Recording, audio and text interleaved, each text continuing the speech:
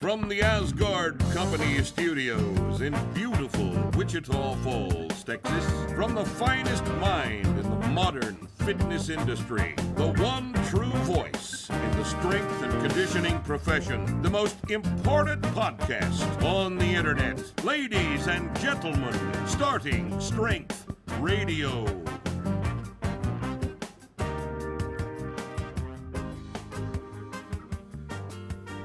Welcome back to Starting Strength Radio. It's Friday. Bree, what day is it? Friday. Checking to make sure. So here we are.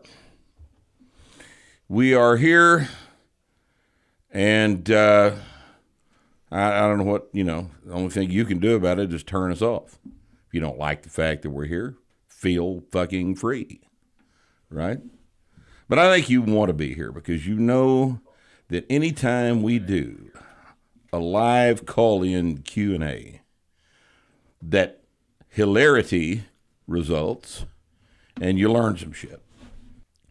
So we always preface these a couple of days in advance and invite you to call in. We give you the contact number and all of that. And so we got some people on hold now waiting, and I think you'll agree that it's worth waiting for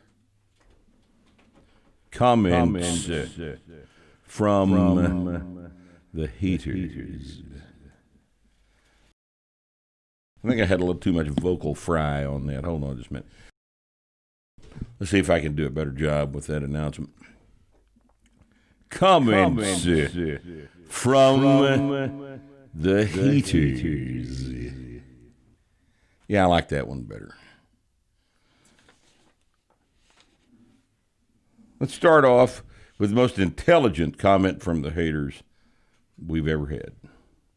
Carlos Carter says, "Not that it matters much, but I am unsubscribing from this channel." Right. Carlos is... It's very self-aware. Accidentally provided the most insightful look into our relationship with the haters that has yet been provided, right? All right, Paddy Leather. All right, Paddy Leather says, "This sounds awesome and delicious." He's referring, of course, to the Texas Chili podcast. That is our Texas Cafe Classics Texas Chili episode. This sounds awesome and delicious, but unfortunately, I cannot see the video. Mark's pig-like pink sheen is blinding and obscures the video. Maybe you can fix it in post. Well, I thought we took care of that in post. Rusty, did you not fix that in post? Was it me? The pig-like. He wasn't paying attention. He didn't know Rusty didn't know what the fuck you're talking about right now. You're the one who edited it. No, dumbass. I'm talking about the color, correction and stuff. I didn't edit. This man said, all right, let me read this again. Now pay attention. All right. This sounds awesome and delicious, but unfortunately, I cannot see the video.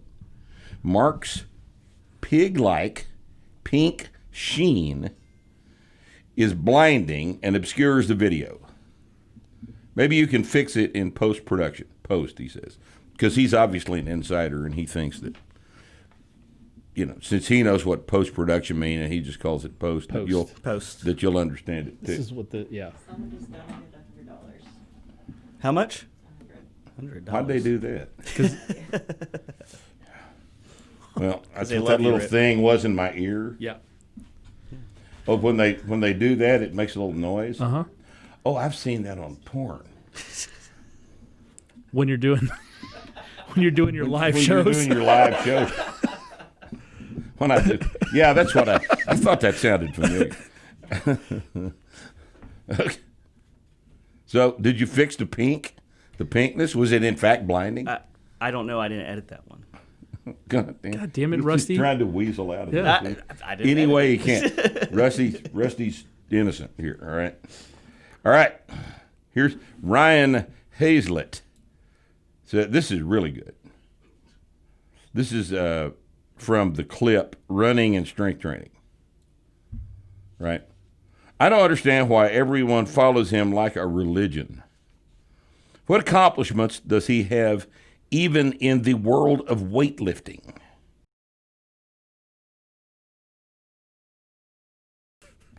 He wrote a book. That is all.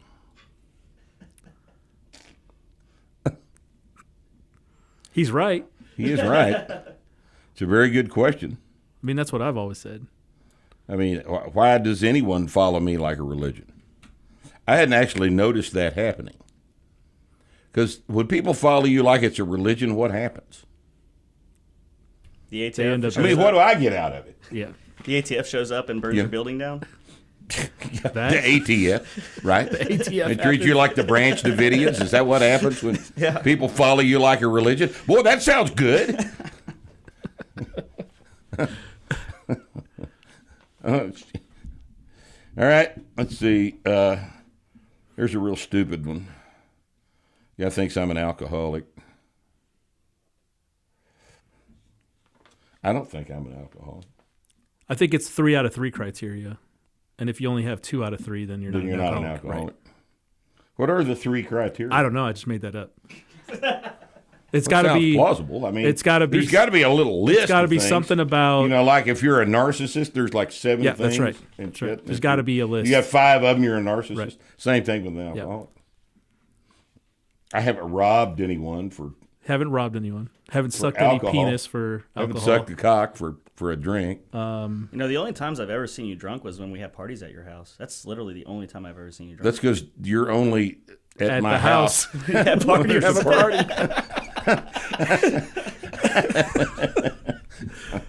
Okay. Oh, here's another one concerned about. What's up with Rip's health? He has to rest his arms on anything nonstop. Am concerned. Yeah. Oh, look at the shake. How long can you hold it?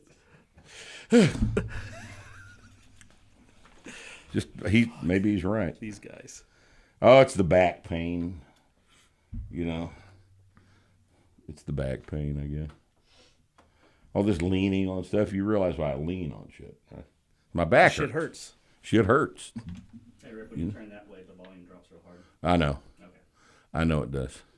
That's your job to fix. In post. You're operating post. Right? Fix it in post. Yes, fix it in post. Just pot it up. Yeah. If I do this, what your job is now is to raise up the volume on your little knob, and then when I come back over here and the volume returns, then you turn it down. Okay. I learned this a long time ago in radio. Back when I worked with Mark Wolf at KNIN. Is that the channel you were on? Yeah. Oh, cool. Yeah, it's still there. Yeah, it's NIN now. It doesn't resemble anything It's terrible. it's awful. it did at the time. We were downtown on the 5th floor of the Hamilton building. It was amazing. So we had 2 turntables and records and disc, jockey, slip cue stuff, that sort of thing. It was fun. All right. Anyway, that's comments from the heaters. Okay, now we are going to take the extraordinary step today of letting you direct the show. When we turn this thing over to amateurs, such as yourselves, we're running a big risk here. We run a big risk. Right, we can fix some things in post, right? But if you call in, and there are enough of you that are stupid, and you call in and ask stupid fucking questions, then, it shortens the program, and things are just not, up to our normal high standards. But, we really hadn't had that bad of luck with these call-in things, have we? Not at all. I mean, we've had 2 or 3 wombats I'd prefer it call if in, Simon but- didn't call this time. Yeah. Yeah, he wants to talk politics and argue with Let's me. not and do shit. that. Even though, so Simon, if you're on hold, hang up. All right? I'm not in the mood to, things are too stressful already without you, telling me that I'm not as upset as you are. Because that's what he does. He goes, There's no way Rip, you're not enough pissed off. Here, let's talk about some shit that is even worse than what you know about. And no, I don't sleep well anyway. And, if when I don't sleep well, it makes my nose itch. And then I'll yawn and shit. And it just looks bad on camera. So just, Simon, hang up. All right? Was he on there? He might have been on I there. have no idea. Well, we'll see what He's happens. waiting right now. We'll see what happens. You get a vacant spot, that was him. Yep. All right. Well, so Here this we go. is a big risk we're running, but the reason we do it is it saves us having to do a bunch of show prep. So we'll get a show out of it, and sometimes it's entertaining. It just relies on my native ability to turn bad into good. Because after all, that's what coaching is too, isn't it? Yes. Now Yes. that you think Here we about go. it, that's exactly what I do. And now we're relevant. All right, let's be relevant with caller number 1.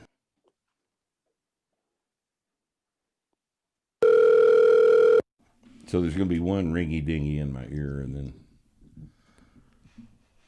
then the caller. Usually you say hello. I say hello. Yeah. Hello. Thanks for calling. What's your name? My name's Grant. Grant. Hi, Grant. I'm Mark. Hey, Mark. Sorry, What do you want to talk? Grant, what do you want to talk about today, man? Yeah, so I understand that we prepare for physical performance with 3 things. With strength training, which is very general, with practice, which is extremely specific, Right. and then conditioning. And so my question. I don't know that conditioning is the third wheel here, but let's go ahead. Maybe your question will reveal the problem with that assumption. All right. So how specific should conditioning be to a given activity? Well, conditioning in the general sense of the word means cardiovascular work at some level of intensity, right? Let's take the example of a weightlifting meet where there are 6 attempts on the platform. There's not really a conditioning component for that, is there? Because cardiovascular adaptations do not control the outcome of any of those attempts. I mean, even if you follow yourself on from second to third attempts, let's say you're real strong and you're operating at the top of the flight, you're going to have there's officially 2 minutes, and then it takes them to minute and a half to fuck around and load the bar because they're trying to buy you some time. So you've got 3 minutes between those 2 attempts. And 3 minutes does not represent a conditioning problem. 3 attempts or 3 minutes represents your attempt selection. Right? It reflects your ability to select correct attempts so that you can accurately predict your ability to make the third attempt, right? If you know you're going to follow yourself, and you typically do in these things, then you choose attempts that reflect the right amount of time between those attempts because you want to make the third attempt, right? You either want to make the third attempt or you made the second attempt and you don't need the third attempt. So it doesn't matter. So that's one extreme. The other extreme would be running a marathon, or you're so insane that you've decided to go run 26.2 miles. And conditioning is the entire preparation effort for this thing. There's some strategy involved, and, not stepping on somebody else's toes during one of your 5-minute miles, that sort of thing. And somewhere in the middle is everything else. So the classic example is soccer. Okay, let's play a soccer game. Now, depending on your field position in soccer, if you're defenseman in the back by the goalie, you're not running around very much, and your efforts back there are a series of anaerobic bursts. Mini anaerobic bursts, little sprints to get to the ball, right? Now, if you're a forward, halfbacks, whatever they call them now, you're running quite a bit more, right? So both of those require conditioning. But that conditioning is provided by practice. Because what is soccer practice? It's playing soccer, right? And so we conduct practice in a way that, hopefully if it's conducted correctly, provides the conditioning that is specific to the game.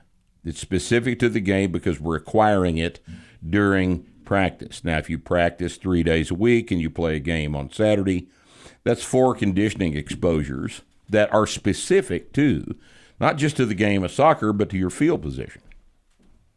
So, in other words, a lot of the time, I'd say a lot of the time, conditioning for the event is provided by the practice component. So really, there are only 2 components, and that's training and practice, and the 2-factor model provides for both of these. If you just step back and understand what practice involves. Conditioning is part of the first factor. Conditioning falls under training. Conditioning falls under training, sure, but it's provided for by the practice. You see what I mean? So really, this is grounded for me so I box. I'm a boxer, and I'm, the thing I notice first, strength is fine, working through the program. Mm-hmm. And I know how to practice, but I just get gassed, very, very quickly. So is it really just going to be a matter of doing it over and over and over until it becomes easier? How are you practicing? Are you running road work, they used to call it in boxing? Those guys have been very reluctant to give up on jogging. I don't know how jogging provides for the conditioning that a 3-minute rounds would provide. And a 3-minute round is 50 10-second rounds, so it's not really a 3-minute round. Right. So think about anaerobic bursts. So look, here's your answer. You're familiar with our book Practical Programming, yes? Okay, so on the cover of that book, there's the graph that shows the performance curve and the law of diminishing returns and all that.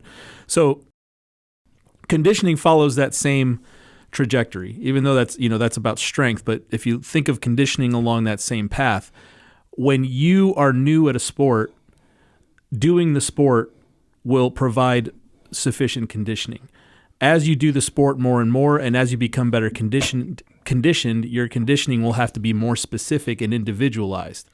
So what that means in practical terms is, as you get more efficient at boxing, as you get better skilled at boxing, the boxing provides a base level of conditioning. But if you need to push further ahead on that performance curve in terms of conditioning, you'll have to figure out a way to make the conditioning apply to boxing, not interfere with strength, and also be stressful enough to produce an adaptation. Right. 5-minute rounds instead of 3.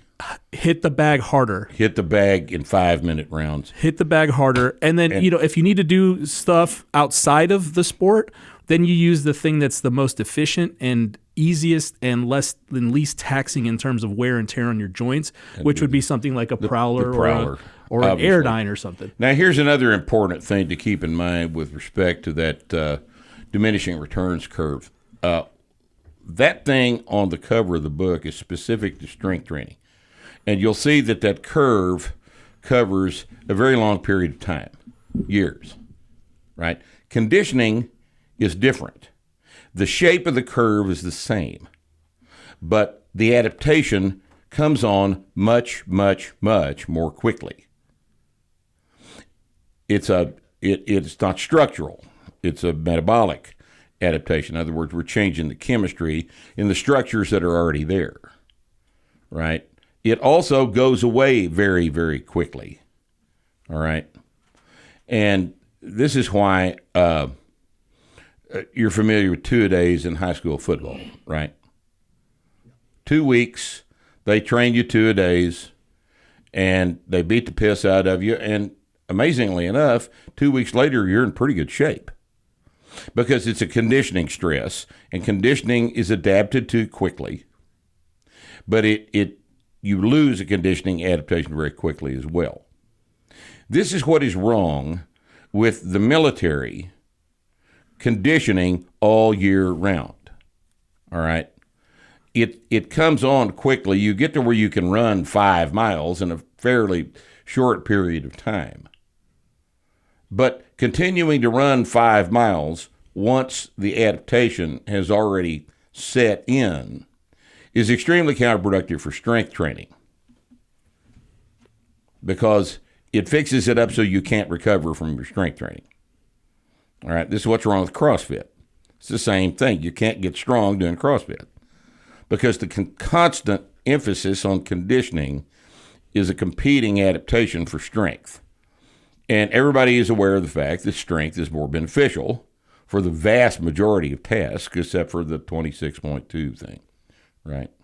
So strength training needs to take priority. Conditioning is provided for, typically for most sports, by practicing the sport.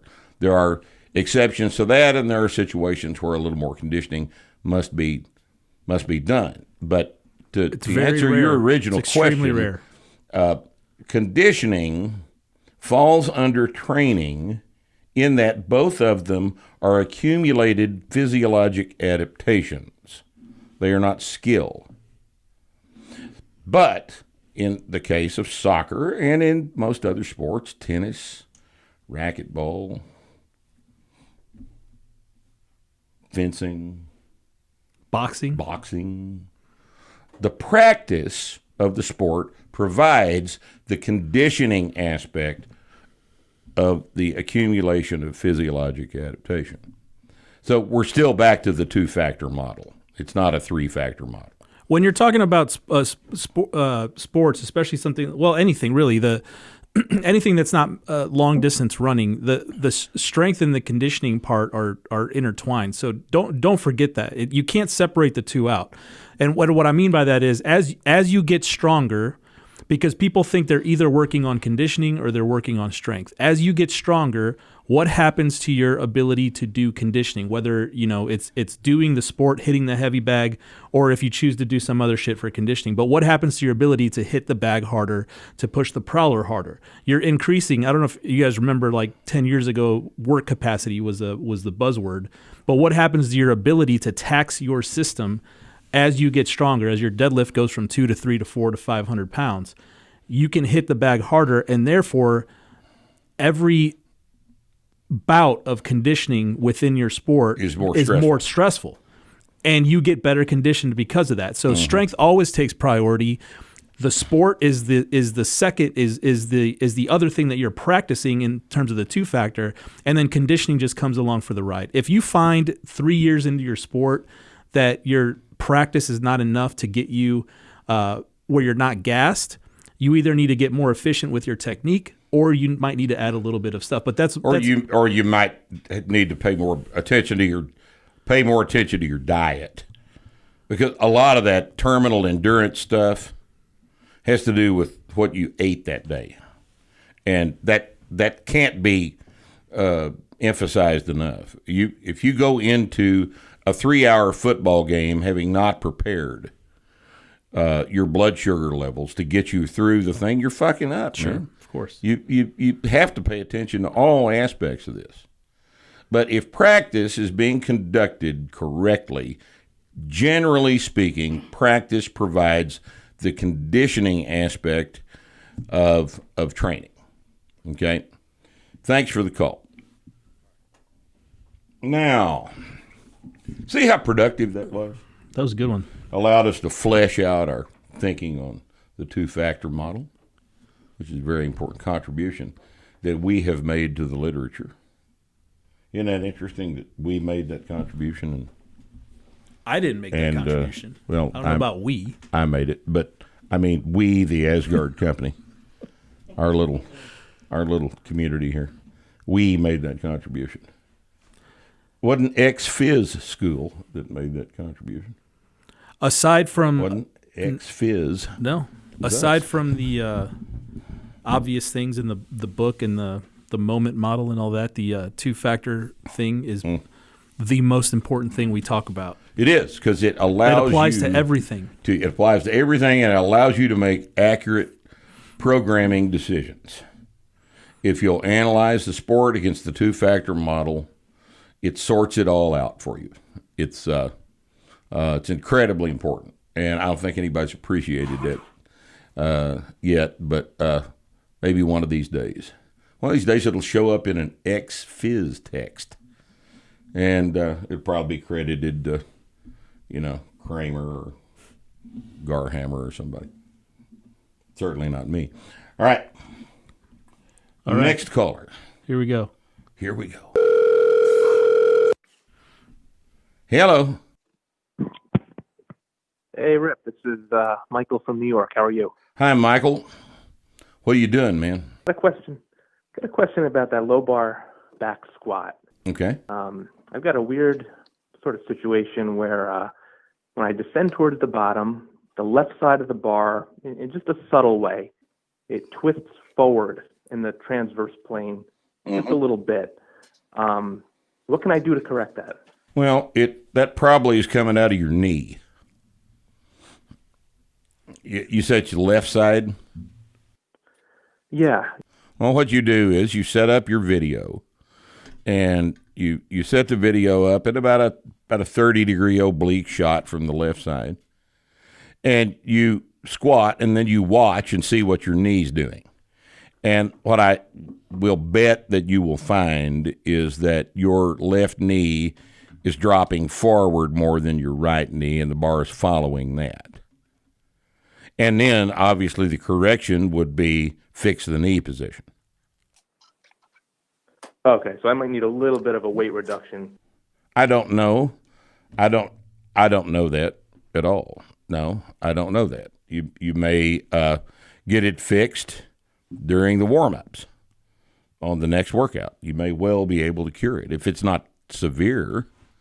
Now, little tiny amounts of bar unlevel are really not as big a deal as you might think they would be. If there's if a guy's got a fucked up shoulder and the bar's riding a little low on or high on one side, it may be coming out of the shoulder, and the rest of the squat could be just fine. And you're not concerned about spinal integrity? Well, I'm always concerned about spinal integrity. But if it's minimal, the human spine is not as delicate as everybody seems to think it is. All right? The human spine, and mine can attest to this, is able to have the shit kicked out of it for many, many years and still, function as a spine. Human spine is, people, we teach, we spend quite a bit of time teaching lumbar extension when you lift. But how many people have not gone into lumbar flexion on a third attempt deadlift and still managed to leave the platform without any significant degree of paralysis, right? It's just not that. I mean, we know what we ought to do. We also understand that there's a certain amount of deviation that's tolerable. And if your knee is coming forward a little bit on the way down, I don't think you're going to paralyze yourself by continuing to squat like that. But by the same token, you need to correct it, because perfect technique is the model that we assume, and you need to work toward that. And I'm just telling you that the situation you described is probably coming out of your left knee. So look at that on the video. Pay attention to what your knee is doing. And then the way to fix that is to make sure that the knee stays back. You may have to tell yourself to move your left knee back on the way down in the squat in order to achieve a correction that averages the knee out to where it's not moving forward. All right, and that's commonly what we have to do. But set your camera up, take the video, and see for yourself if we're right. Thanks for the call. Okay. All right. Ready? Right into the Let's next keep one. going, man. Just plow through these things like a D9 bulldozer, a D10 bulldozer. It's a real big. The 10 is the big one? There's not a 10. Oh, okay. It's like 11 Hello? amplifier. Hello? Hello? I'm having a conversation with Nick here, and you're interrupting me. We're talking. Just hang on. We're talking about bulldozers. You don't happen to know anything about heavy equipment, do you? No, I don't. Oh well. See, I thought they're Same here. I didn't know there was a D anything bulldozer. yeah. They're all. I just thought there was Caterpillars are all D. You know, like a D6 is kind of a medium size. D9 is a great big giant ass bulldozer. Okay. And I'm just the fictional D10. There may be a D10. I don't know. You don't know. When's the last time you know when we'll hear about it? Here in about 10 minutes. That's when we'll hear about it. Okay, who's this? There is a D11. There is a D11. Hang on. Oh, hold on. Breaking news. We just Breaking found news. out There's a D11. There's a Cat D11. It's the latest model. They do make a D11. Does that work on giant I guess probably giant ass construction projects? Do not feel the need. But Caterpillar Who knows? doesn't feel the need to release a bigger dozer than that. No. Oh. Pretty If big. Caterpillar is satisfied with a D11, who are we to ask for a D12? That's right. Okay, so who's this? Now back to real time. This is Devin. I got two quick questions for you. All right. The first is Bree still working for you?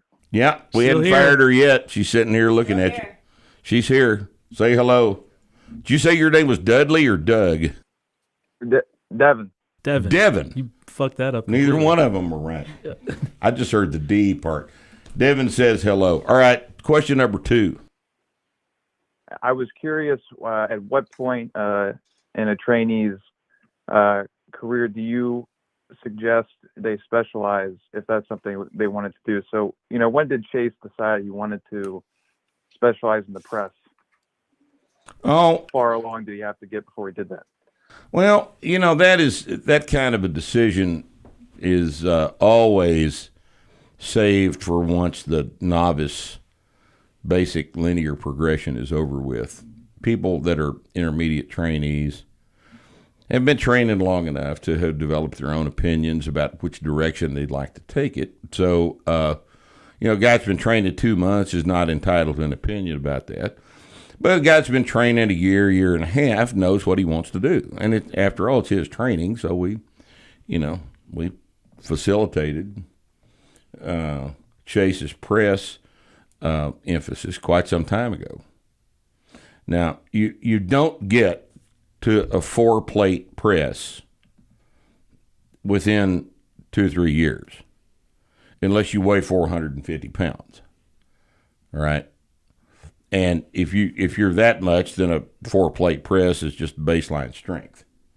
It's still real strong, but at that kind of body weight. But Chess only weighed 242 the day he did that 405 in the meet.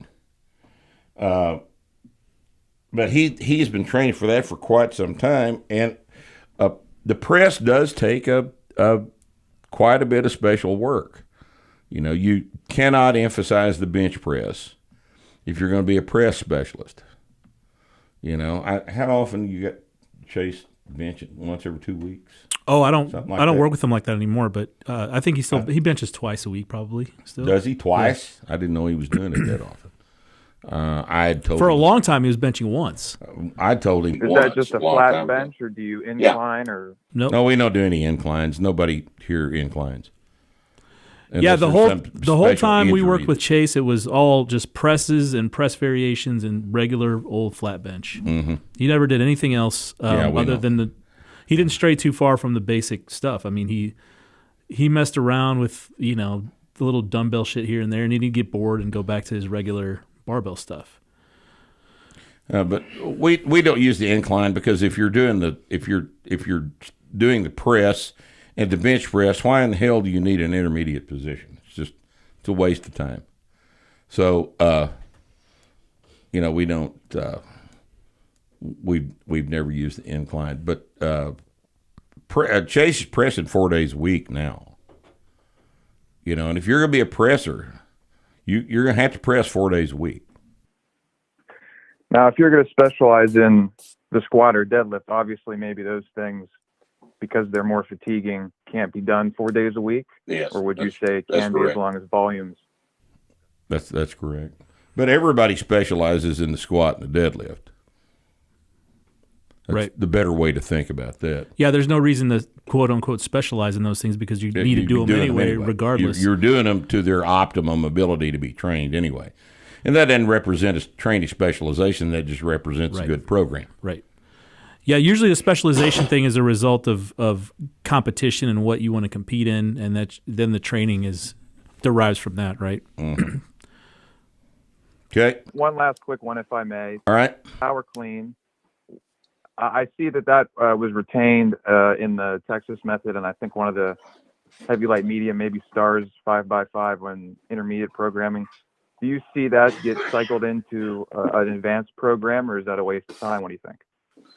No, I think everybody needs to clean if they can because it's the best way to approach light day pulling. You need to be doing something explosive and athletic like that because it helps you work on your timing and some of the other aspects of athletic strength expression that just pulling the bar up to arm's length from the floor does not help you do. But a person at that level is also power snatching as well. Then I think they're absolutely necessary. Now, should everybody do them? No. But if you can do them, you should. And the fact that your coach does not know how to coach them is your coach's fault, not yours. All right, people that just leave the power clean and the power snatch out of their programming are telling you, I don't know how to coach these two lifts. Find a better coach. Right, which is why I bought the book and figured it out myself. Excellent. You're a good man. Thank you for calling. Okay, let's see. We still got people on hold. We got 8. This is fun. Let's do some more of this. Hi. Who are you? Hello. Hi there. Hello. Hello. Hi. Hi. Hope you had a good Christmas and Happy New Year. What? Yeah, I always do. What's your name? My name is Edwin. Elgin. I'm calling from Toronto, Canada. You're calling from Toronto. All right. Yes. I had a question. I'm like 42 years old, and I'm doing the heavy, light, medium. Mm-hmm. And right now for the deadlift, I started to do the 5 sets of 1 rep. And the last time I did the 5th set, I really felt it, and I was kind of like shaking a bit after, Mm-hmm. only when I saw the video after, like I could see that I was shaking like a bit. Mm-hmm. So my question was like, I'm fine. After that, I was fine, and I continued with the training on Friday, Monday. I was just wondering if that's okay, and should I do the same like this week, 5 sets of 1 again, or? Well, whatever your program calls for, the fact that you were shaking after a heavy deadlift is not particularly surprising, and it's not terribly interesting. I mean, they're hard. And you just, when things get physically difficult, they sometimes make you shake. What was your diet like that day? Had you missed a meal? No, really. Well, just keep. Don't be worried about that. You're training hard. That's productive. But you might want to re-examine what you had to eat that day, and make damn sure that doesn't become the bottleneck for your high intensity training. All right, because it can do that. You know, the fifth rep of singles across is real hard, then that probably means that the first 4 reps used up more of your resources than you had intended for it to do. So I would, you might want to even take a little drink with you to the workout, and take in some calories during that part of the training. See if that doesn't help. Okay? All right. Cool. Bye. Happy New Year. Bye. There we go. Polite. He's polite. Canadian. He's Canadian. Very polite. They're just a polite people. Have you seen that? Oh, I didn't shit. Sorry. You didn't. You're taking a call. Oh, I'm taking a call. Yeah. Hello. Oh, we can hang up on him. Hi. Yeah, I can. Hey, Talk to me. What's your name? 6 years old. We need your name. Chris? We need your name. We don't do anonymous calls here. His name's Chris. He just told you Chris. 4 times. Chris. Well, he told me while I was talking over the top of it, which is one of the things that I most often get complaints about. Right? All right. So, Chris, you're 26 years old. Yes, I've been doing your program for 2 months. Mm-hmm. Gone a lot stronger. Yeah. Thank you. But so I got my testosterone levels checked, and it was 427 nanograms per deciliter. Mm-hmm. I had some symptoms of kind of low testosterone. Mm-hmm. And I was wondering, would you recommend that people with lower testosterone train more like an older individual, or does it matter at all? I don't think that it matters because you had one testosterone test, right? You only had it tested once. You have to remember that any kind of blood chemistry test like that is a snapshot. All right? It's the same thing as me following you around with a camera and taking 5 pictures of you during the day. That may or may not be a representative sample. The pictures I take may not be a representative sample of your day. Now, that having been said, testosterone levels in the blood are fairly stable in terms of the day. You don't vary 200 nanograms per deciliter across the length of the day. It doesn't work like that. If you're at low 4s and you're 26, I think that what I would do is just continue to train like I've been training, and in another month, get it checked again, and in another month, get it checked again. And if you don't like the trend, or if the thing is stable in the low 4s, get somebody to prescribe some TRT, because that is kind of low for a guy your age. All right, but by the same token, and we talk about this over and over, by the same token, the reference range in a testosterone test is not necessarily indicative of what your response to that range is going to be. There are some people who are at your level in the low 4s that are absolutely showing symptoms of hypogonadism. They need more tests.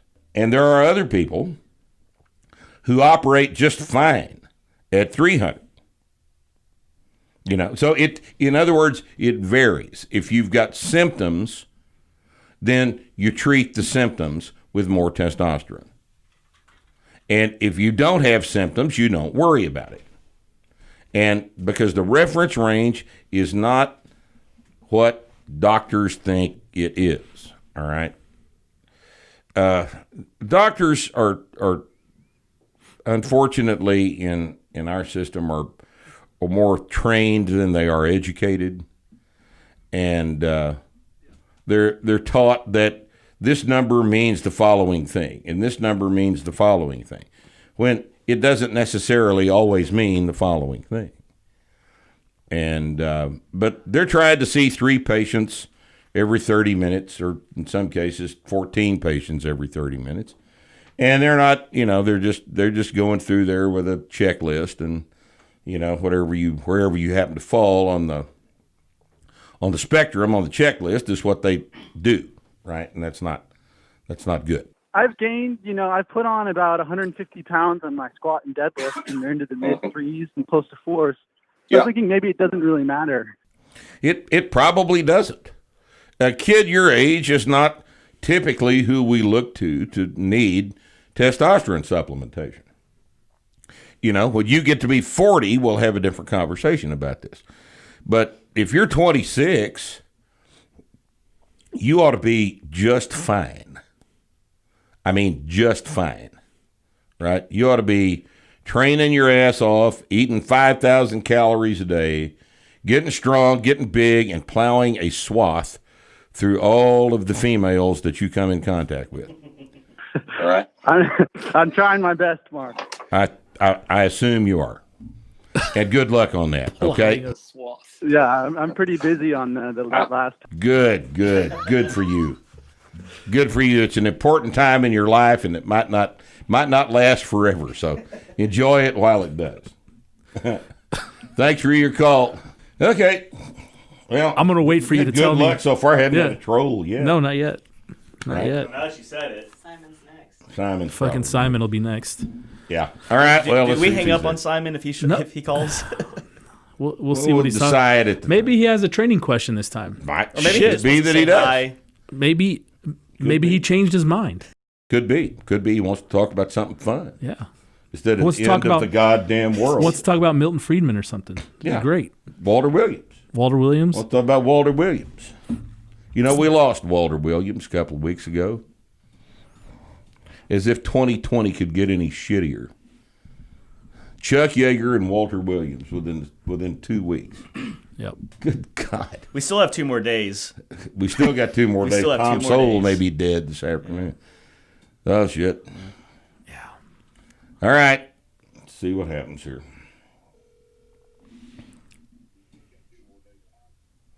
Oh, we got a time delay on the end of this one. Oh, he was listening to the show. He was listening to the show, and there's like a 5-second Yeah. delay or something like that. All right. You there? Hello, sir. This is Aaron. Aaron, how are you, man? I'm doing all right, man. Hey, Good. I appreciate you taking my call. Sure. I'm doing the novice linear progression right now. Mm-hmm.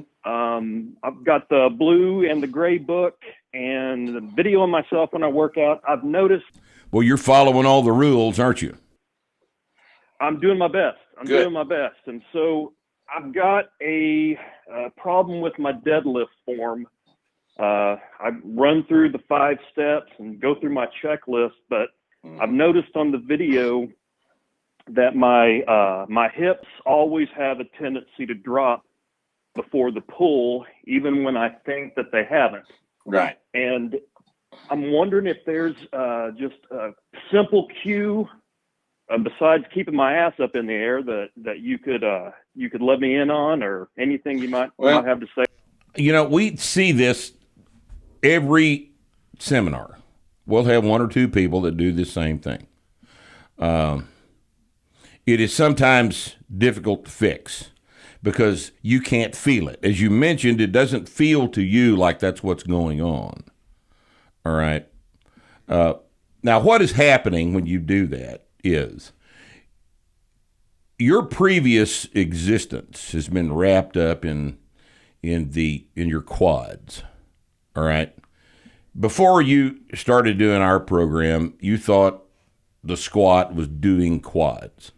And everybody seems to be married to their quads. And the reason people are married to their quads is because they can see them in the mirror. All right. And the stuff that you can see in the mirror is the most fun stuff to think about because you can see it, right? You pose your quads and you get the beautiful muscle separation in the front. Teardrop. You got the teardrop glute medius on the inside and the broad sweep on the outside, the outer sweep of the quad. And since you can't see your hamstrings, you don't even think about the damn things. Well, as it turns out, the hamstrings are every bit as important in the squat and in the deadlift as the quads are. Now, what we do with our quads is we extend the knees. And if you look at our method, you'll notice that the thing we tell you to think about is to push the floor away from the bar. So that when you get set up in the correct position with your hips high, your shins are at a slight angle. It's the diagnostic angle of the shins is 5 to 7 degrees. And it's roughly the same angle as the angle the arms hang down from the shoulders at 5 to 7 degrees. Arms don't hang vertically. And what we tell you to do when you start the deadlift is to push the floor away from the bar with your feet. Now, what we don't tell you to do is to drop your ass, thereby increasing the shin angle and closing the knee angle more in order to push the bar away from the floor. Because that screws it up. And the way it screws it up is if you drop your ass, then the knee position goes forward. It has no choice because the femur pushes the knee forward. And if you've set up correctly, now the bar is not over the middle of your foot. It's forward. So you have to drag it back in a curved bar path off the floor, which is inefficient. All right. So what we have to do in a situation when we find a guy like you, and we find this all the time, don't think you're, some kind of a mutant, because you're not. This is a common problem. And what we have to do is get you get the idea into your head that you have to have your hips higher than you want them to be before you start pushing the floor. Higher than you want them to be. Now think about what I'm telling you. All right? You are lowering your hips because you want them to be lower. You're fighting with me on the piece of instruction that I'm giving you about where your hips are supposed to be. And if you put your hips higher than where you want them and then push the floor, that will correct the problem. But it's your perception that you need the hips lower than I'm telling you. And you just got to get it through your head that, really, I'm right about this. You need your ass up higher. You're not calling me. I'm calling you. Right. Yeah, you did call me, didn't you? All right. So what you do is, and here's the thing that sometimes will help with that situation. If you get your hips into that position higher than you want them to be, and then you isometrically squeeze your hamstrings, just tighten them up. Now they ought to be tight. If your hips are higher, then it pulls distally on the hamstring insertions behind your knee. If your hips are higher than you want them to be, the hamstrings are already going to be tight. But if you will focus on the tightness of the hamstrings and then push the floor, 9 times out of 10, this will fix that problem. I know exactly what you're talking about. We correct it all the goddamn time. So just get into the habit of making damn sure the bar is over the middle of the foot. In other words, 1 inch from your vertical shin. And then take your grip, lower the shins to the bar, and stop. When the shins touch the bar, stop lowering your hips. Your hips are never lower than that point. And what might also help is you take your camera and set up a video and do it the way you've been doing it and identify visually what you're doing with your ass. And what you'll see is you're dropping your ass. And the fix for that is maybe you may have to think about raising your ass right before you pull. Because a lot of times these corrections, you have to overcorrect to obtain an average, if you understand what I'm talking about. So try that and see if that doesn't help. It works for us it takes me about 3 reps to correct this at the seminar. All right? It wouldn't hurt you to come to the seminar too, because we need the money. All right? As soon as all this madness is over with, I'm out there to Wichita Falls. I'm coming out there to do a seminar with you. I can't wait. You assume this madness is going to be over with. I wish I shared your optimism. I think you just got to come. Faith. It's faith, brother. Oh, we know. We know, man. All right, thanks for your call. We'll do it. Thanks. Okay. This is fucked up, Nick. Why? Nothing's been wrong so far. I was thinking the exact thing. We've been all right. The last few times we did the comments this. are pretty good. I'm enjoying the comment section. The comment section is great. The comment section that's running right now. Yeah. I like the idea of getting Alex Jones to do starting strength. That'd be great. Get him on the podcast. That'd be fun. Wouldn't that be fun to talk to that crazy bastard? I love that man so much. You know, he is so fucking crazy. Oh, yeah. That everybody misses the parts he's right about. Yeah. He was on Joe Rogan that one time saying some pretty outlandish shit, and they were fact-checking it, and all of it was true. Really? Yeah. Yeah, they were fact-checking it as it was going. Doesn't he live down there in Austin? He's in Austin. Yeah. So Rogan and Jones are in Austin. Oh, you know that they are getting ripped every night. We got to get our executive producer to try to get Alex Jones up here. Oh, that'd be great. Alex Jones isn't coming to Wichita Falls. Why would anybody that's been on Rogan want to come up here and do this? Rather talk to you than Joe Rogan, You know? I'm sure. I'd like to talk to Alex Berenson because he's all over this shit with masks and all this. But hell, he's already been on Rogan. Why does he have time for me? Maybe because he'll go wherever he's invited. That and nobody. Rogan I don't know wherever I'm invited. Somebody invites me to go to L.A. You're unusual. You know what I'm going to tell them? You're unusual. No. Dirt McGirt answered the question for this last guy. Yeah.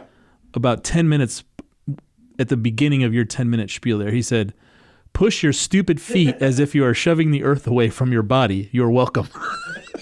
Your stupid feet. But we hadn't got anybody talking about a D12 yet. No, not yet. No, they don't know. Man, I'd like to have a D12. Wouldn't that be fun to just tear shit up? Well, you could take a D12 and you could fix Minneapolis. Just level it. Yeah. Right? Washington, D.C., man. D.C. Be a lot of fun. Right? Yeah. Governor's mansion. Yeah. Yep. All right. Well, Somehow get me somebody to talk to. Somehow we keep getting more callers. Look at these people. Excited. You're talking about momentum, aren't you? Yeah. Hello. Hello. Hi. Is this the first female you are a female, This correct? is the first one. This is the first female we've ever had call in to the Q&A. What an honor. Well, I'm so excited to be the first to call in. So my family and I, we listen and watch your show all of the time, Well, and we're I have happy you some called. questions for you. We're happy you called, dear. What is your name? My name is Kim. Kim, right? Kim, yes, and I'm from Georgia. Mm-hmm. Okay, and so my question is, I'm 48 years old, Okay. and I've been lifting for about almost 2 years. My husband is a strength coach, and he's been involved in sports. My kids do weightlifting too, but I have a really different circumstance than anybody that I've known. And I'm just curious what your thought is.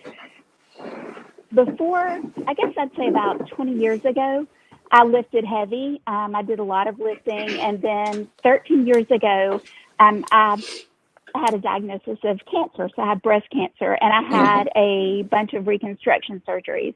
So I had my latissimus dorsi muscle was detached from the back and then moved to the front to help with just the reconstruction. So it's really affecting my lifting. I'm deadlifting about 150 pounds, and I can do reps with that 150. But when I do that, I drift on the side that I've had the surgery. I'm also doing overhead squats, and so when I do the overhead squats, I drift a little, and I can feel it like when I do other exercises. So I'm wondering if you've ever worked with anybody that had something like this. I don't know how far I can go with it. I'm working hard. I want to get stronger, but it's affecting what I'm doing. And I've talked to several people about it, and nobody really seems to know, how far I can go or how to work around that, because it's such a big muscle, and I know you use it in a lot of things. So what are your thoughts on that? Well, I tell you, I've heard of that type of reconstruction surgery being done. Where do they put it? They take the lat and move the thing, move the lat insertion over to the chest wall. Is that correct? That's how they did it. So, in other words, they removed the lat function against the humerus. Right. So, and I don't know why they do that. I really don't. I have no idea why they would want to make that drastic a change in functional anatomy, because the lat controls the humeral position. I mean, it's a scapular retraction. Is it an aesthetic thing, you think, to make it look like it's a shoulder extensor. Right, but do they do that to make it look like a pec is still there? I guess they do. Yeah. I don't actually know. What did it tell you when you had that done? Why they were doing it?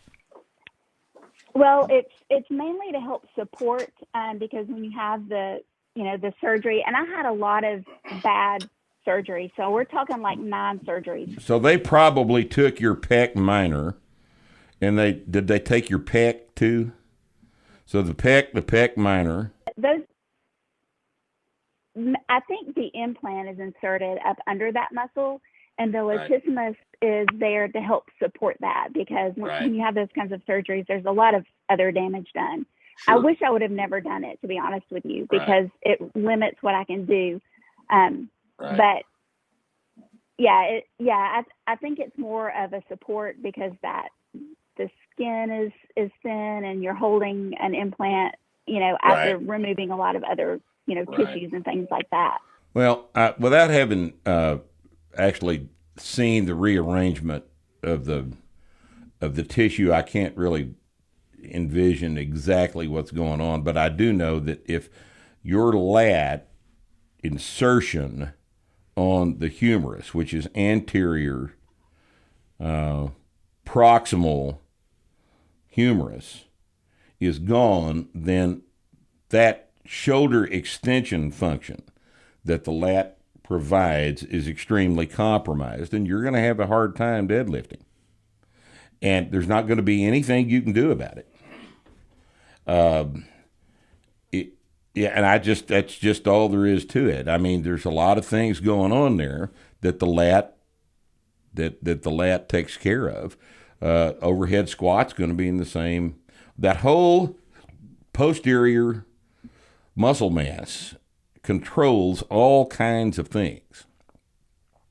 And if if that is all gone, then that level of control is not possible. I have on my right scapula, I have ruptured my infraspinatus and my teres major. And no, my teres minor were ruptured a couple of years ago. I can't do a dumbbell bench press anymore. I can't do it with 40 pounds because I can't control the position of the dumbbell. So I can't do that exercise. And I think probably deadlifts are going to be one of these things that you're just going to have to go up, and if you can control 150 pounds, then that's just where your deadlift is, because you can't risk getting hurt. You know, you don't. I mean, you're 48. You're not a child anymore, and things don't heal as fast as they used to. But if 150 is what you can handle, then that's what you handle. But I mean, you have to just face the fact that the lat has got an important structural role to play in a pull. And if you don't have it, then you can't do the pull. And I hate to be Debbie Downer, but I mean, that's just the way shit is, you know. No, that's what I figured. Yeah. I just was curious, you know, how far could I really go? I don't know, dear. And I don't know. I drift a little, but I don't feel any like warning signs. And I wondered if. And you might not until you tweak your back. You might not feel a warning sign until you tweak your back. You know, but if that thing is drifting forward, and it will drift forward because the lat's not there to hold it back, and you get off balance, and that side gets way out in front of you, and you hurt your low back because of that rotation, then you're not going to be able to necessarily know ahead of time what's going to happen. Now let me ask you this: have you played with supinating that hand? Yes, I have.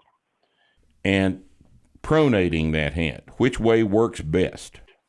Yes, I have tried it both ways. And which way do you like best? Best, my natural inclination is to go under with that hand, but I believe when I turn it over, it does better. I have a little more control over it. Okay. And I really concentrate a lot when I do it. I will take time in between, you know, my reps, and I really focus, and I will watch, and my family will watch too, to see how it drifts. And there are times I can control it really well at 150. So right. I don't know if it's even worth trying to go up in weight or not.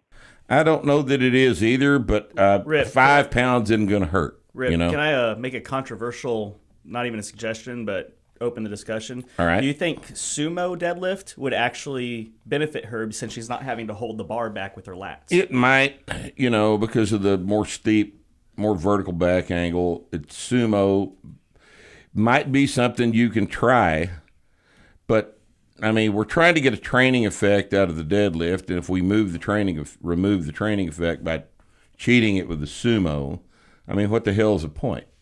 You know? Yeah. Well, I see what you're saying, and I agree that it's less trouble to hold the bar back in a sumo than it is in a conventional. I mean, if that's because of the more vertical back angle. Get up to a 200 and deadlift. If you want to take the deadlift up to a 200, you might want to try a sumo. Don't go too wide. Yeah. But there's several things you can try, and the pronation supination approach and the shifting over to a sumo are some options that you can try, and you may be able to get the thing up to 205 doing it like that. But if you can't, don't worry about it. Your squats are okay. And your presses are probably okay. You're benching all right, right? I am. You probably are having some symmetry issues on the bench press because of what the lat does, you know, on that side. But you just don't actively seek to use a big arch, and I think you'll be okay. Right. Yeah. I seem to have no trouble with bench, and I really, at first, when I started lifting again, thought bench would be something I couldn't do. But I have more issues with the deadlift than I do bench. Sure. And even even when I do a squat, I will notice just pulling my shoulders back to hold the bar in place. If I do a low bar squat. I will feel a little bit of a difference. Like I can't hold my hands on the bar exactly where I want to, like close in. They have to be out a little more. Right. Because it will make it will just pull it a little bit. Right. You're having to do your shoulder extension in that position. You're having to maintain your shoulder extension with your posterior delts, whereas normally the lats would be contributing to that, and you don't have a lat on that side. Essentially, your lat's gone on that side. That's just that's the way you have to treat it. Well, I hope those suggestions help. I think that your concern about doing more weight is a laudable concern, but under your circumstances, you're gonna fuck around and rotate something that you don't want rotated. So just be careful with that. I mean, you're alive and you lived through that surgery and all this other shit's behind you, and there's just, that's quite a deal. And don't compromise your back health by trying to push that deadlift when it's just not pushable. Okay. Thanks for calling, hun. All right. Ready for another one? Yeah, let's go. Hey, momentum, as we say. Hello. Hey, how are you, Rick? Well, are you in the car? I am. I'm actually an over-road truck driver. All right, what's your name? My name's Derek. Derek. All right, Derek, let's hear it. Sure. So, a couple months back, I tried to find a new line of work because of, the pandemic or whatever, and so I got into over-road trucking. Followed your program for the past 5 years, pretty religiously, had some good lifts, but as you can imagine, being the over-road truck driver, trying to make ends meet, I can't barbell train every week. I can't even barbell train every 3 weeks. So what would your advice be to somebody who can't train every week or even bi-week? Well, just train when you can. There's no way to train with barbells without barbells. And it's just one of these, number line arithmetic things that you can't do anything about, If you're asking me if I think you ought to do CrossFit and throw rocks and swing kettlebells, no, that's not strength training. If what you want to do is strength training, then you're going to have to train with barbells. If you want to do conditioning, then there's ways to do conditioning out of the truck. But there's not any way to do strength training without barbells. Kettlebells are not strength training. Anything you can do for 10 minutes is not a strength stress. So, if you're just trying to stay in some kind of shape, then you can do that. But if you are really committed to getting strong, for some people, that requires more sacrifice than others. I mean, if you're, you just need a better job. So, yeah. And you seem to know that, so there you have it. Man, when I was in Reno, there was a truck driver on my way to work, and I don't know where he was stopped, but where he was going, but I'd see him about every other week, and he'd be pulled on the side of the road with a bench and a bunch of dumbbells on the side of the road, getting jacked. Shoulder of the road. Yeah, and then is there enough room in your truck for equipment? I mean, a set of squat stands and a bar. Yeah, I thought about that, and I've been doing some thoughts on that. But as of now, I'm just kind of like getting into it. I have the kettlebells and stuff just to maintain some sort of anti-love handle policy. But when I was working in the oil field, I was on 2 weeks off and on 2 weeks on, 2 weeks off. And it suffers. I mean, you're not going to get stronger doing it. You might be able to maintain, but you just can't train properly. It just doesn't work. Yeah, unfortunately, we can't shove this model of strength training into every mold we want it to fit into. It just doesn't work. Yeah, that's fair. I just wanted to hear from you guys that I'm SOL. So. Well, you already knew it. So, good luck with your job hunt. Here. All right. Thank you, gentlemen. Another one? Yeah. 2 more? 1 more? Let's do 2 more. 8 more? Let's do 2 2 more. All right. Why not? 2 more. 2 more. That's right. So you're number 1 of 2 more. Who are you, just out of curiosity? I'm honored to be 1 or 2 more. My name's Jeff. I'm great. Thanks, Good. Jeff. Cool. I wanted to know if I were to enter a strength meet, how would I go about, and when, if at all, would I start to differ from my NLP to start practicing max lifts? Because I know you've referenced the press as a skill that you need to train in order to perform heavy. If you are a novice, if you're a novice, I'm a novice, 12 months removed from my first workout. So I've been following it. well, by novice, I mean, are you still going up in weight on all your lifts every week? I am. Then you don't do anything except go to the meet on Saturday and lift in the meet instead of doing Friday's workout. That's all you do.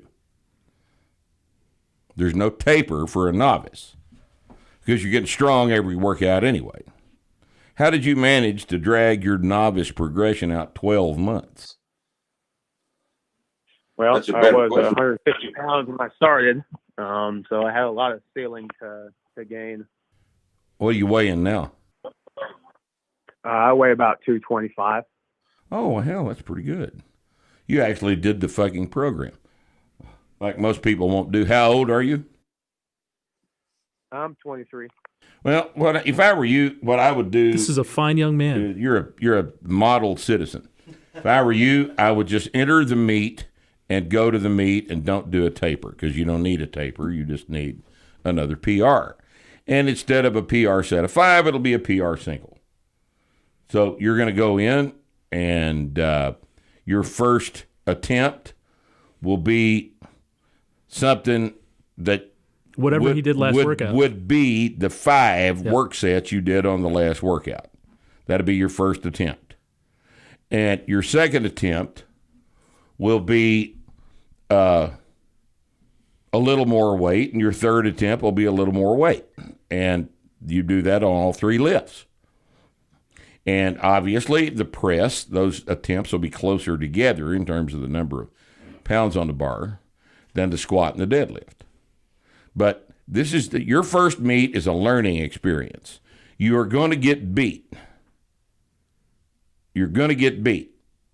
All right? You want to get beat the first time because you don't learn anything by winning, really. Well, sometimes you do. But that's how you do it. You don't make any special preparations for a meet until you've been training a couple of years.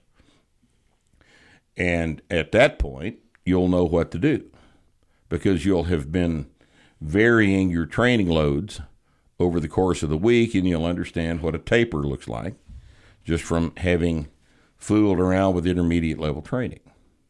But right now, you just send in your entry fee, show up, and try to make 9 attempts. Where do you live? I live just south of Houston. Oh, so you'll come to one of our meets then? You need to come to one of our meets. We'll show you what to do. Oh, yeah, that's where I'm coming. And before you go, when is Scott Davidson coming back on the show? I could listen to that guy talk about B-52s and shit for days. Well, let me ask you. Let's see if he's got something else he wants to talk about. He's got a lot of stories. We might just have to have him back on. That was one of my favorite episodes. Everybody said that. Everybody said that's one of their favorite episodes. This is why I tried to get him to write a book for us a long time ago. Because guys just like to hear about this kind of shit. You know, just what we do. So let me ask him, see what he says. Thanks for the suggestion. All right, man. Thanks. All right. This is going to be the bad call. You think? This has got to be the bad call. Man, we've had high-quality people today. I know. High quality. Well, the ringy-dingy's over with, so the guy must be there. Hello? What's your name? Yeah, hi. Thank you for taking my call. Should I just ask my question? No, you should tell me your name. Oh, sorry. It's Patrick. Patrick. All right, Patrick. Now tell me your question. Okay, here's my question. It's 2 questions if you let me ask them. If not, it's fine. Oh, what the hell? Go ahead. Thank you. The first one is, so I'm curious. I've always been curious. So if a guy is like kind of short, but you know, he can bench press a certain amount, you know? Is this Andy Baker? Right. This isn't Andy Baker. This is Patrick, not Andy. Right. Okay. Right. And you got a guy who's taller, but at the same strength level. Yeah. Isn't the taller guy actually stronger? Because like in a bench press, he's extending farther with his arm, and in squats, you know, he's got longer legs, so he's actually going down farther. So isn't it actually a taller guy at the same level as a shorter guy? Is that is actually stronger? No. That's my first question. No, that's a misunderstanding of what strength is. What is strength? Do you know? I don't know. To be able to push big crap around, I don't know. No. Have you read our books? I have it. I have a really bad problem with ADHD. But I've had it for like a couple of years now. But I'm trying to get through it. I listen to your videos all the time. You've had ADHD for 2 years? I think maybe you've had ADHD a long time and you just weren't paying any attention to it before. No, sir. I mean, I had your book. You had the book for 2 years. All right. Here's the deal. Strength is the ability to generate force against an external resistance. Production of force against an external resistance is the application of strength. All right. Who is stronger? A man that deadlifts 400 or a man that deadlifts 500? 500. Doesn't matter how tall he is? I guess not. Yeah, there you go. That's pretty simple, isn't it? All right. Does it matter that the guy that deadlifted 800 weighs 198 and the guy that lifted 900 weighs 275? No, it doesn't. Who's stronger? The guy that got the 900 deadlift is stronger than the 800 deadlift. This is not complicated. But the guy that's taller has to go down farther, doesn't it? Doesn't make any difference. Doesn't make the fact that it's harder for him to do it does not mean that he's actually stronger. I mean, do you know how hard it is for me to resist temptation? Man, it's hard to resist temptation. But the fact that I resist temptation either gets done or not, right? All right. So two guys went to work. One guy really didn't want to go to work, and the other guy did want to go to work. Did they go to work or not? It's just, did the thing happen or did it not? Right. And this is not a philosophical problem. This is just a math problem. So don't make a philosophy problem out of a math problem. The guy that produced more force is the guy that's stronger. And it doesn't matter how tall he is. Right? Tall guys got long arms. The difference in the range of motion in a deadlift between a short guy and a tall guy may not be but 2 or 3 inches. But it doesn't make any difference. If you can deadlift more weight, then you're stronger than the guy that deadlifts less weight. And it doesn't matter whether you're blonde or redheaded or in a bad mood or in a good mood or tall or skinny or fat or short. It doesn't make any difference. It's the empirical truth of the matter is that the guy that lifts the heaviest weight is stronger than the guy that lifts the lighter weight. Now, don't let weight classes in competition confuse you. All right? Weight classes are just so people will enter the meet. That's the only reason we have weight classes. Because if the big, tall guy is going to beat the short, little guy every time, why would the short, little guy enter the meet? Well, he wouldn't. Right? He wouldn't. So the way we get him to enter the meet is we have weight classes. But that doesn't say anything about who's stronger and who's not. Now, there's an award called the Best Lifter Award that attempts to use a formula to award what we call the Best Lifter Award to the guy who lifts the most weight at the lightest body weight. But that is an artificial construct. It doesn't reflect anything except one more way to get you to enter the meet, right? So whoever deadlifts more weight is stronger than the guy who deadlifts less weight. And that's just all there is to it. And all the other shit is window dressing. All right? I know this is not satisfying. It is, however, the math. All right? Now, question number 2. Okay, and it goes into that, into weight. So I know I love your show, Rip, but I know you hate fat people. Hey, I don't hate fat people. I got Nick in the same room with me. What do you mean? Rip's fat himself. What are you talking about? I'm fat and pink. It's like saying I hate pink people. Really fat people, like morbidly obese. Like morbidly obese, waddly, fat motherfuckers that have to lean back when they walk. You've seen those kind of people that have to lean back because their panis is a 300-pound affair, that sort of thing. Fuck. Yeah, I don't like that. Makes his own, like a guy that makes his own gravy in the summer, you know? Like, yeah, right. That's how he maintains body weight. Right, and I know that because I was reading one. And it's a common thing. A lot of people hate fat. It's good to hate fat people because it maybe it'll help, keep. Well, I think it's good to hate. Strong emotion is good. I hate stupid people. I'm less concerned about fat people than I am stupid people. Stupid people cost us all way more money than fat people do. All right? Fat people, we can see them coming and we can avoid them.